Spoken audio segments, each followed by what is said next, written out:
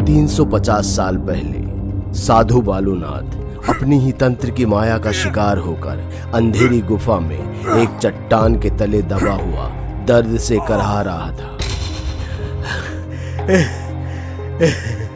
रत्नावती, अगर तू मेरी नहीं हो सकी तो किसी और की भी नहीं हो पाएगी। इस राज्य ने मुझसे मेरा सब कुछ छीन लिया है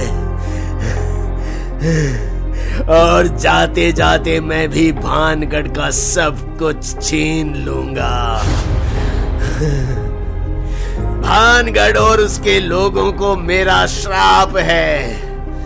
भानगढ़ उजड़ जाएगा और दोबारा कभी नहीं बस पाएगा और इस राज्य की सभी औरतें इसी क्षण बांझ हो जाएगी।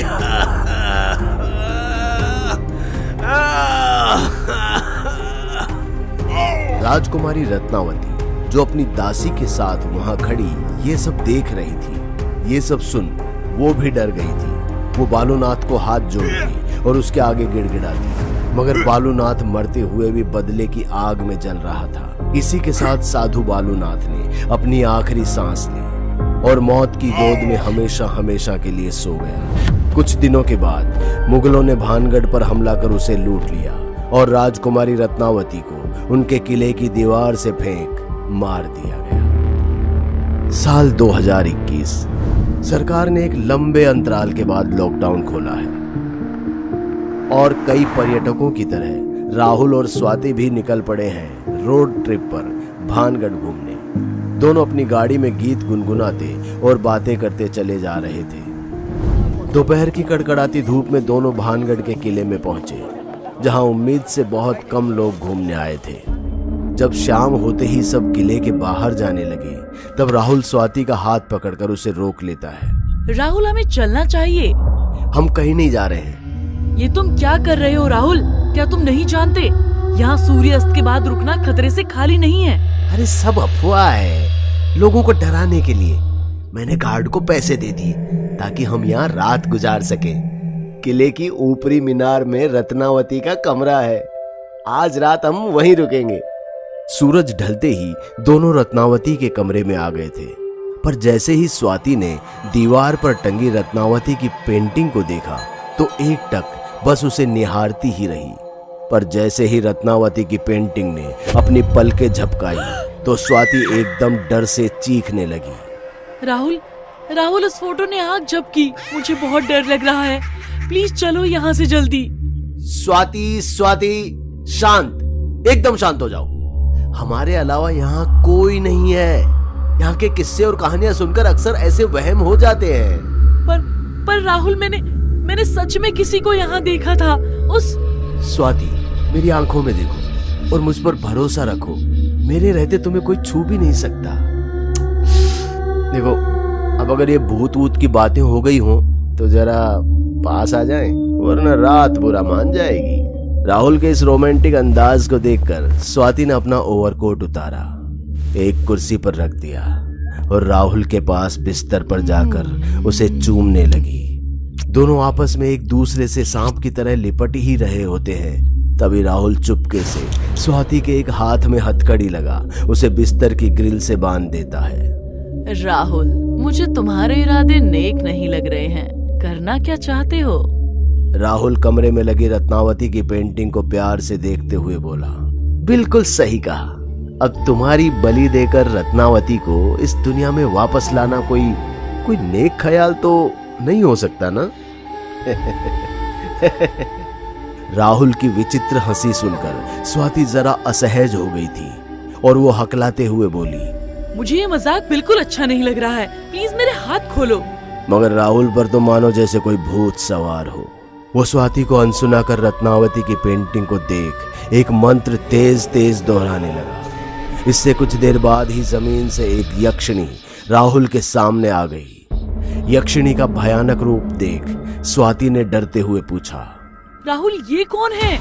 तुम्हारी इसी आदत के कारण तुम्हारी बलि चढ़ानी पड़ रही है। हमेशा सवाल पे सवाल करती रहती है। क्यों बुलाया है मुझे? हे यक्षिणी, मेरी एक कामना है और उसे पूर्ण करने के लिए मैं कुछ भी कर सकता हूँ। क्या चाहिए तुझे? मैं इस पेंटिंग में जो राजकुमारी है उसे असल जिंदगी में वापस जीवित चाहता हूँ। यक्षिणी का नियम जानता है ना? कामना के बदले आत्मा दे पाएगा? जरूर दे पाऊंगा।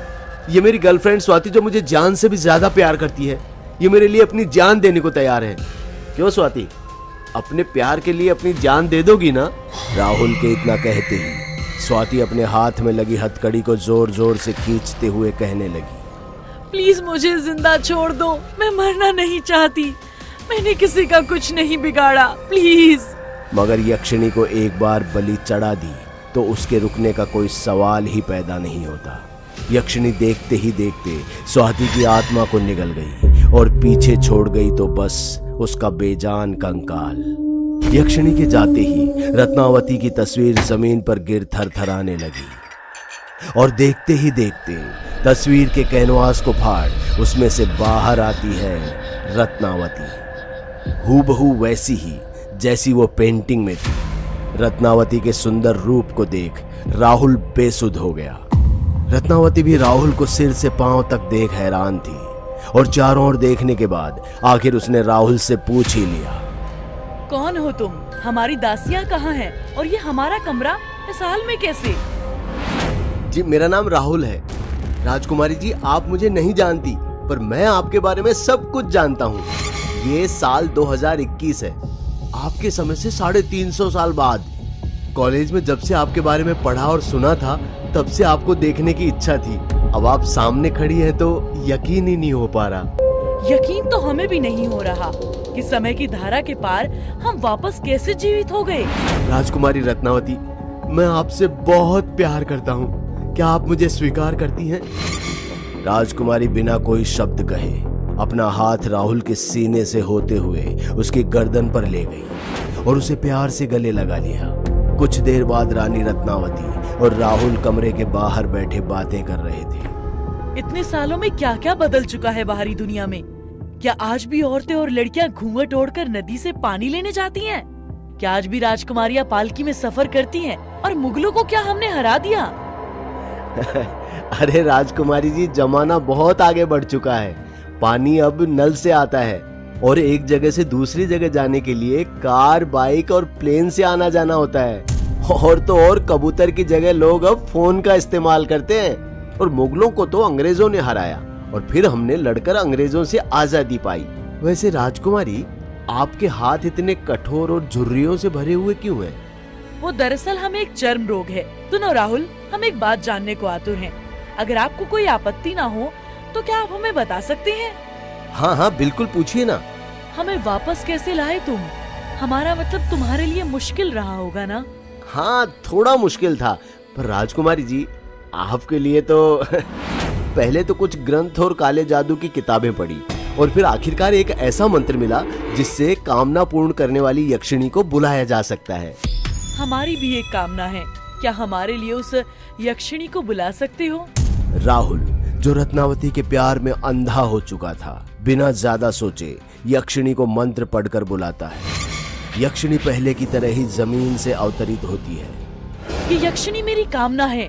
मैं अपने हर रोग से मुक्त होना चाहती हूँ और अपने सुंदर रूप के साथ एक अनंत जीवन व्यतीत करना चाहती हूँ। जो मांग रही है वह अनंत जीवन एक अनंत श्राप भी बन सकता है, लेकिन अगर यही चाहती है तो जा, दिया तुझे लंबे समय तक चलने वाला सौंदर्य जीवन का वरदान। इस यक्षिणी का एक ही नियम है, कामना के बदले आत्मा। ए यक्षिणी, तू भूल रही है, तुझे बुलाने वाला मैं हूँ और रत्नावती की जिंदगी के बदले अपनी प्रेमिका स्वाति की आत्मा की बलि चढ़ा चुका हूँ। अब और कोई बलि नहीं मिलेगी, इसलिए चुपचाप से जो रत्ना मांग रही है उसे दे और चलती बन।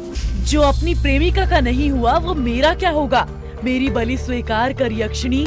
इससे पहले कि राहुल कुछ समझ पाता, रत्नावती ने एक टेबल के नीचे से खंजर निकाला और राहुल के सीने पर निशाना लगा इतनी जोर से फेंका कि राहुल की आखिरी सांस भी उसके हलक में ही रह गई। यक्षिणी भी राहुल के गर्म शरीर से निकली रूह को लेकर कमरे से गायब हो गई। समय बदल जाता है मगर मर्दों की नीयत नहीं।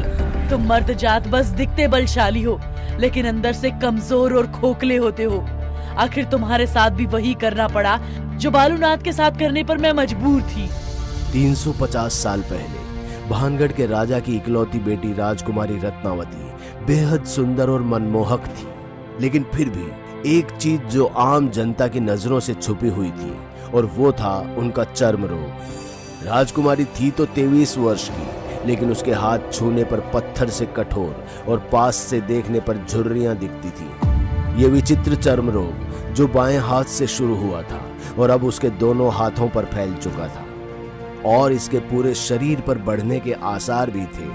अगर राजकुमारी को कोई इससे मुक्ति दिला सकता था तो वो था साधु बालूनाथ, जो भानगढ़ से कुछ दूर एक पहाड़ी गुफा में तप किया करता था। राजकुमारी जब अपनी दासी के साथ बालूनाथ की गुफा में पहुंचती है तो दोनों बालूनाथ को देखकर डर जाते हैं। फिर भी हिम्मत कर राजकुमारी ने उसको सब कुछ बता दिया, लेकिन बालूनाथ ने राजकुमारी की एक नहीं सुनी। वो तो बस राजकुमारी की खूबसूरती को ही निहारता रहा, जिससे राजकुमारी को बालूनाथ की नीयत ठीक नहीं लग रही थी। इसी कारण राजकुमारी ने अपने गुप्तचर उसकी गुफा के आसपास छोड़ दिए और 2 दिन बाद गुप्तचर ने बालूनाथ को एक इत्र की शीशी को देख कहते सुना, ये इत्र ना सिर्फ रत्नावती की बीमारी का इलाज करेगा, परंतु उसे मेरा गुलाम भी बना देगा। वो मेरी दीवानी हो जाएगी, मेरे अलावा उसे कोई हासिल नहीं कर सकता। राजकुमारी के कानों में जब ये बात गई तो वो अगले ही दिन अपनी दासी के साथ गुफा में आ गई। बालूनाथ ने भी अपने मन मुताबिक राजकुमारी को इत्र की शीशी थमाते हुए कहा, लीजिए राजकुमारी जी, इस इत्र को अपनी दोनों कलाइयों पर लगाइए और इसकी महक लेने के बाद देखिए क्या कमाल होता है। बालूनाथ की बात सुन राजकुमारी ने इत्र की शीशी अपने हाथ में ले ली, लेकिन अगले ही पल उसे पास की चट्टान पर दे मारा, जिससे वो चट्टान हवा में उड़ बालूनाथ के ऊपर आ गिरा। तुम्हें क्या लगा इस इत्र को सूंघते ही मैं तुम्हारे वश में हो जाऊंगी, तुम्हारी दीवानी हो जाऊंगी? कभी नहीं। मेरे जैसी सुंदर राजकुमारी तुम जैसे बदसूरत तपस्वी को अपना पति कभी स्वीकार नहीं करेगी। रत्नावती, अगर तुम मेरी नहीं हो सकी तो किसी और की भी नहीं हो पाओगी। इस राज्य ने मुझसे मेरा सब कुछ छीन लिया है और जाते जाते मैं भी भानगढ़ का सब कुछ छीन लूंगा। भानगढ़ और उसके लोगों को मेरा श्राप है। भानगढ़ उजड़ जाएगा और फिर दोबारा कभी नहीं बस पाएगा और इस राज्य की सभी औरतें इसी क्षण बांझ बन जाएगी। इसी क्षण से इसी के साथ बालूनाथ ने अपनी आखिरी सांस ली और उसके मरते ही पूरी गुफा कांपने लगी। राजकुमारी तो किसी तरह उस गुफा से निकल आई, पर उसकी दासी एक चट्टान के नीचे गुफा के अंदर ही दबकर मर गई और महज कुछ ही दिनों में बालूनाथ का कहा सच हो गया। मुगलों ने भानगढ़ पर हमला कर उसे लूट लिया और राजकुमारी रत्नावती को उनके किले की दीवार से फेंक मार दिया गया। वो दिन है और आज का दिन है। बालूनाथ के श्राप ने आज तक भानगढ़ को एक बंजर सभ्यता बनाए रखा है। दोस्तों, अगर आपको हमारी कहानी अच्छी लगी हो तो लाइक, कमेंट और शेयर जरूर करें। साथ ही रेगुलर अपडेट के लिए चैनल को सब्सक्राइब करें और अगर आपके पास भी कोई डर से भरी दमदार कहानी है तो भेजिए हमारे मेल एड्रेस पर अभी।